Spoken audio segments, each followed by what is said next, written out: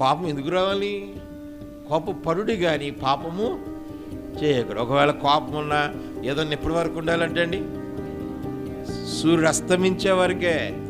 తెల్లవారి వరకు ఉందా అదేమైపోతుందండి, పాపం అయిపోతుందని రాయబడింది బైబిల్. వాక్యం మారదా, మనం మార్చుకోవచ్చేమో. 2-3 రోజుల నుంచే ఉందండి, అంతకుముందు లేదండి. 2-3 రోజుల నుంచున్నా తెల్లారిపడికి అది పాపంగా మారద్దండి. సాయంత్రానికే సమాధాన పడాలండి.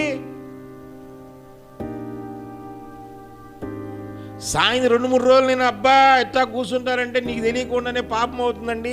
పాపం రావడం వల్ల శాపం ఉండదండి. శాపం ఉండడం వల్ల ఏ పని చేసినా ఆశీర్వదించబడవండి. చివరికి దేశ దిమ్మరిలాగా మనం మనుషులు తిరగమండి, మనసు తిరుగుతూ ఉంటుంది. ఆలోచన ఇంట్లోనే కూర్చుంటాం, బెడ్ మీదే ఉంటాం, ఏసీ వేసుకుంటాం, పడుకోవడం, నిద్ర రాదు, ఆలోచన గిరగరా తిరిగి వస్తూ ఉంటాయి.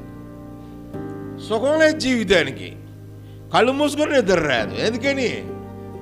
ఇది దేశ దిమ్మరల బ్యాచ్. అందుకు కారణం ఏమిటంటే కోపం, ద్వేషం అంతరంగంలో ఉంది.